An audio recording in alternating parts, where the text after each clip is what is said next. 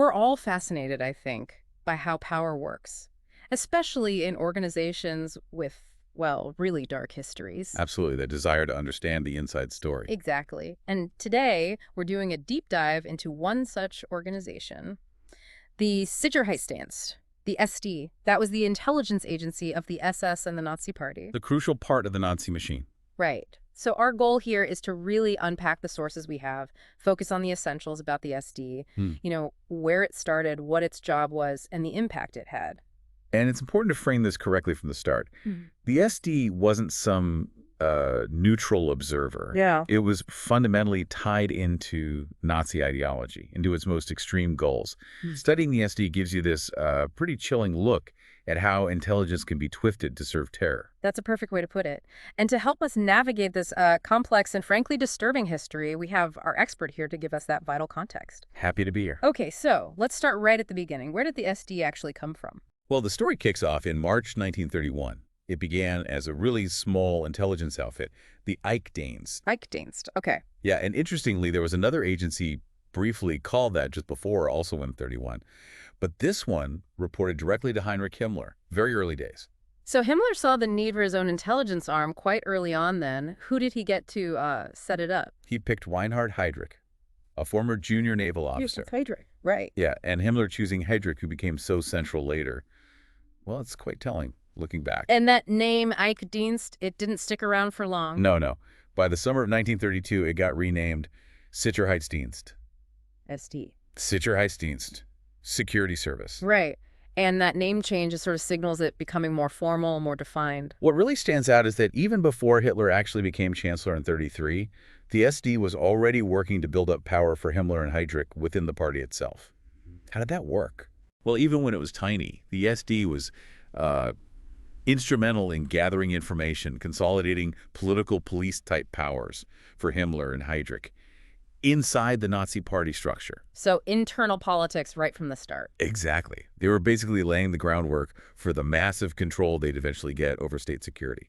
You can see how intelligence becomes a tool in these internal power games. And then, boom, 1933, the Nazis take power. The SD must have just exploded in size and influence. Oh, absolutely. It expanded incredibly rapidly and strategically. They started infiltrating key positions throughout the Reich's security system. A deliberate infiltration. Yes, very deliberate. A systematic effort to embed their people, their influence everywhere. And we see them going after political opponents immediately. What was the mission right at the start of Nazi rule? Job one was clear.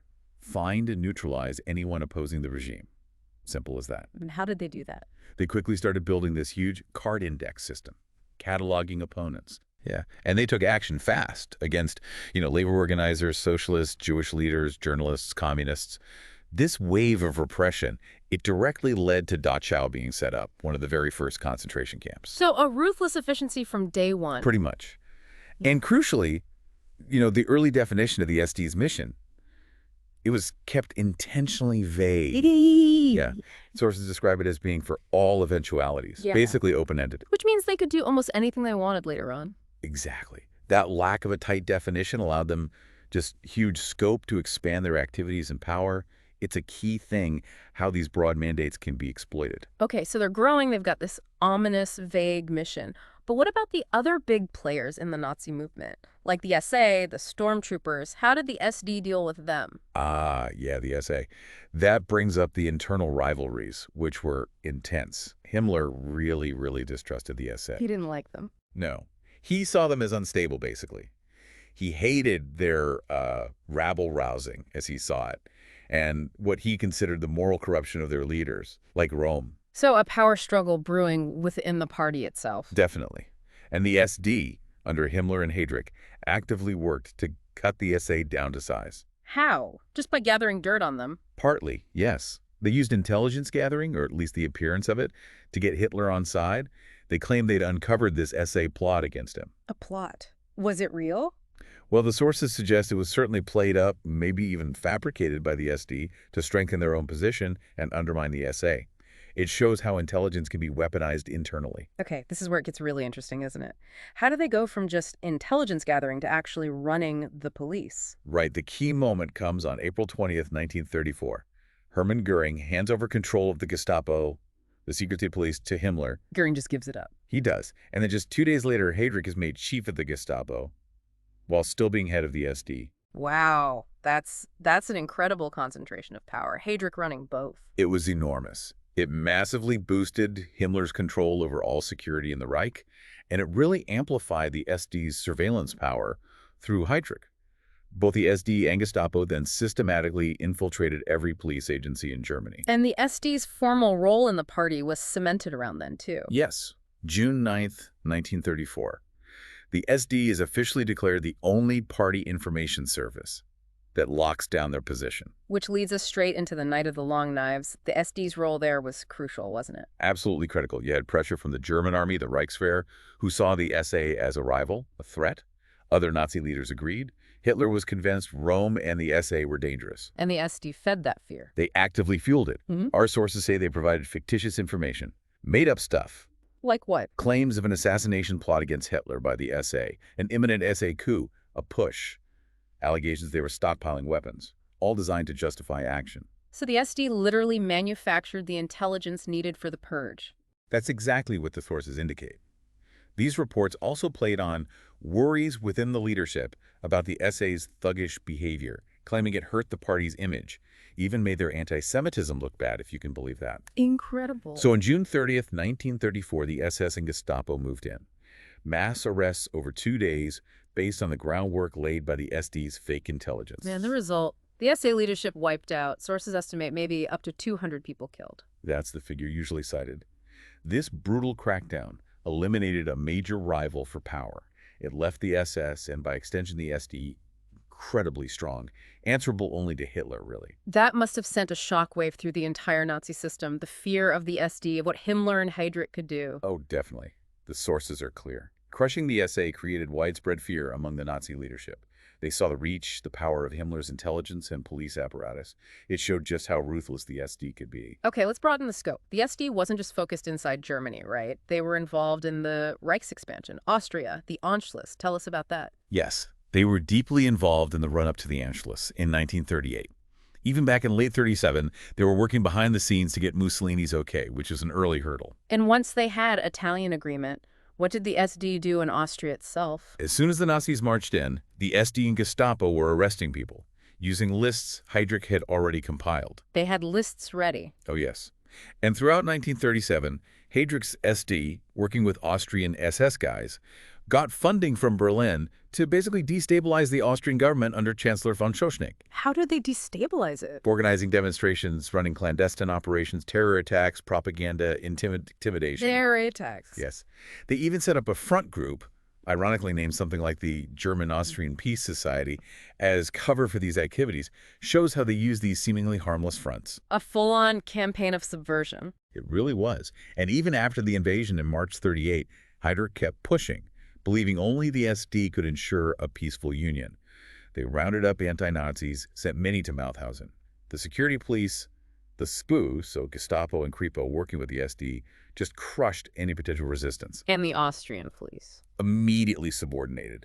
Put under the control of the SD, SS, and Gestapo once the annexation was done. So the SD really paved the way for the Anschluss. What about Czechoslovakia, the Sudetenland? Similar playbook? Similar in some ways, but different in others. The SD got heavily involved in subversive stuff there, too, focusing on the Sudetenland, the ethnic German areas.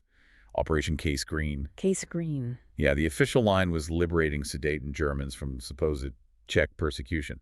But the real goal was always to break up Czechoslovakia. And what was the key difference compared to Austria? Czechoslovakia had its own effective secret service. That was a big difference. Ah, so the SD had competition. Exactly. It meant Heydrich's SD had to be sneakier, more sophisticated in gathering intelligence. How did they manage that? They used SD spies, agents on the ground, gathering info on government buildings, police HQs, power stations, transport hubs, airfields, critical infrastructure. Clever. They even used family members as cover for agents sometimes. Shows the lengths they'd go to. And they tried to stir things up with Slovak nationalists, too. Yeah, they tried manipulating them. And they brought back Alfred Naujok, remember him? The radio station guy. The very same. He was supposed to carry out sabotage to provoke the Czechs and Slovaks, but that mission actually failed. Didn't stop Hitler, though. He just escalated his demands, claiming Czechs were massacring Germans, demanding the Sudetenland immediately. which led, of course, to the Munich Agreement in September 38. It sounds like the official German foreign ministry wasn't exactly thrilled with the SD horning in on foreign policy. No, not at all. Ribbentrop, the foreign minister, complained constantly about the SD meddling. Apparently, Hitler often preferred SD reports, didn't even consult Ribbentrop. Real tension there between the SS and the Foreign Office. Okay, let's shift to probably the most infamous SD operation, the one that directly triggered World War II, Operation Himmler and Poland. Right. Operation Himmler. This is a classic false flag operation staged by the SD, designed purely to create a fake excuse to invade Poland. A fake Polish attack. Exactly, on a German radio station in Gleiwitz. It's more than just misinformation. It's a prime example of how regimes manufacture crises to justify war, using intelligence as a tool for massive deception. How on earth did they stage that? It sounds like something out of a spy novel. No, it was pretty grim. They took concentration camp inmates, prisoners condemned to die anyway, dressed them in Polish army uniforms they got from the Abwehr German military intelligence. So they used real uniforms. Yes, and Alfred Najoks, Heydrich picked him personally for this, led the mission. They had a German who spoke Polish broadcast this message about a German-Polish fight breaking out from the attack station. And the bodies? To make it look real for the press, they killed the prisoners' lethal injections first, then shot them, and left the bodies dressed in Polish uniforms around the station. Made it look like they died fighting. That's unbelievably cold-blooded, murdering innocent people to stage an attack. It really shows the depths they'd sink to. Yeah. And the very next morning, September 1st, 1939, Hitler tells the Reichstag that German soldiers are returning fire since dawn. That was the justification. War began. It just highlights the absolute ruthlessness. Anything to achieve the goal. Okay, let's change gears slightly. Let's talk about the SD itself, its structure, its tasks, the people involved. Okay. So the core task, fundamentally, was finding and neutralizing enemies of the Nazi leadership. Inside Germany, outside Germany, everywhere. And they built a network to do this. A huge network. Yeah. Agents, informants all across the Reich, and later spreading into all the occupied territories. How is it organized, like, geographically? They had districts, Bezirke, usually covered several Nazi Party areas. Then below that, sub-districts, Unterbezirk. Later, these smallest units were called Außenstellen, outposts. That was the field level. We've mentioned the Gestapo a lot. How did the work split between the SD and the Gestapo? And the criminal police, the Kripo? Generally, the SD was the intelligence gather, information collection, analysis. The Gestapo was the executive arm, making arrests, enforcement. The Kripo, the criminal police, they kept some independence because they were an older, established structure. But it wasn't always clear-cut. No, definitely not. Lots of overlap. SS men often held jobs in both the SD and Gestapo, which naturally sometimes led to turf wars, conflicts over who was responsible for what. And the SD wasn't just looking outwards or at enemies. They were watching the German population, too. Oh, yes. That was vital. They tracked foreign opinion, foreign criticism of Nazi policies, censored things, but they also closely monitored morale inside Germany. Their job description included carefully supervising the political health of the German ethnic body, getting rid of disease and germs, as they put it. Chilling language. It is. They produced these regular secret reports, melding in Aus dem Reich reports from the Reich. These told the leadership how the public was feeling, which helped them shape propaganda. Do they report good news, too? Apparently so. One source notes the SD reported that the Nuremberg laws, the anti-Jewish laws, were generally well received by Germans, which tells you something about how they used intelligence to gauge policy impact. Then in September 39, the SD gets folded into this new big organization, the RSHA. How did that change things? Right, September 27th, 1939. The RSHA, the Reich Security Main Office, is created, headed by Heydrich. It pulls together the security police, SIPO, so Gestapo, and Kripo, and the SD under one roof. So the SD became departments within the RSHA. Exactly. The Inland SD, Domestic Intelligence, became Amt 3, led by Otto Ohlendorf. The Ausland SD, Foreign Intelligence, became Amt 6. Heydrich ran it initially, then Heinz Jost, then Walter Schellenberg took over. And the Abwehr, Military Intelligence. Later on, in 1944, after the plot to kill Hitler, parts of the Abwehr got absorbed into Amt 6 as well. You mentioned Ohlendorf and Schellenberg, and earlier, the SD's Jewish Affairs Department. Yes, Abteilung die Abund 12, Juden.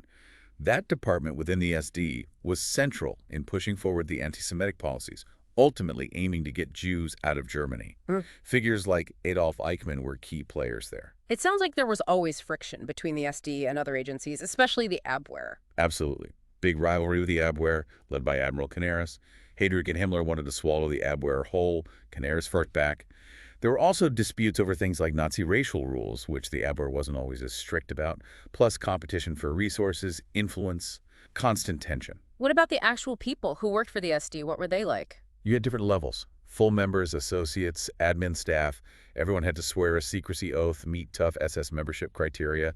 Higher-ups had SD ID cards, code numbers. Any demographic. Yeah, interestingly, the average SD member was a bit older than the average Nazi party member. Mostly Protestant, usually had military service, and often highly educated. Highly educated. Surprisingly high number had doctorates.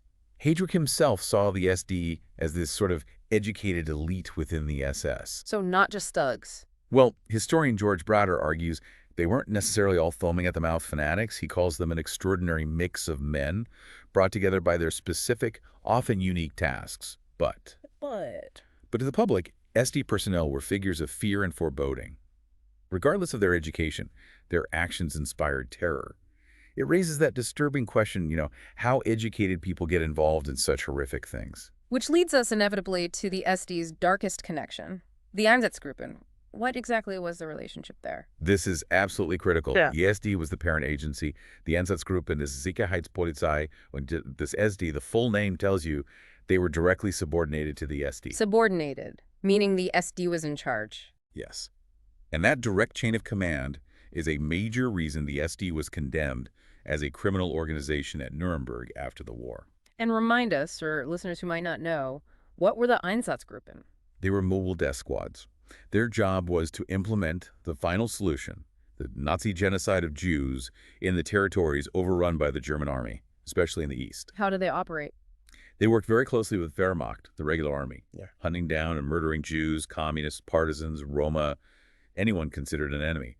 They started with the invasion of Poland and became infamous for mass shootings across Eastern Europe, just ruthlessly killing suspected opponents. Where did the men for these units come from? They were drawn from all branches of the security state, SD, Gestapo, Kripo, the Order Police, Orpo, even the Waffen-SS. So a mix from Himmler's empire. Exactly. And remember, Goering gave Heydrich that written authorization in July 41 for total government cooperation on the final solution. An SD memo even spelled out that the SD had to follow the army, take over political security in occupied areas using special units like the Verfügungstruppe and Totenkopf units. What were their initial targets and how did that evolve or devolve? Initially in the East, they often focused on shooting Jewish men of military age. But that escalated horrifyingly quickly into the mass murder of all Jews, men, women, children, wherever these SD-linked units, including the Einsatzgruppe, operated. Austria, Sudetenland, Poland, Lithuania, Russia. The list goes on. The Wannsee Conference often comes up in connection with the final solution. What was the SD's role there? Wannsee, January 42. Heydrich chaired that meeting. It was all about coordinating the implementation of the final solution across the different parts of the Nazi government. The decisions made there led directly to setting up the extermination camps. And the Einsatzgruppen commanders themselves. They wore the SD sleeve diamond, that distinctive patch, on their uniforms. Many were tried as war criminals later. And it's worth remembering, the very first dedicated extermination camp at Chelmno was opened in December 41 by Ernst Damzog, an SD NCPO commander. Around 150,000 people were murdered just there. It's just chilling. Yeah. The direct line from the SD structure to the Holocaust itself. Okay, quickly, the uniforms. How would you recognize an SD member? They wore the standard gray Waffen-SS uniform, but the rank insignia were specific on the shoulder straps, and the left collar patch showed S rank. The key difference was the right collar patch. It was plain black, no SS runes. No runes, okay. And their branch color, woven into the uniform piping sometimes, was green. The most obvious sign, though, was the SD diamond badge, the SE Rot, worn low down on the left sleeve. They used SS ranks, which had equivalents in the Sicherheitspolizei structure. Right. One last thing, infiltration.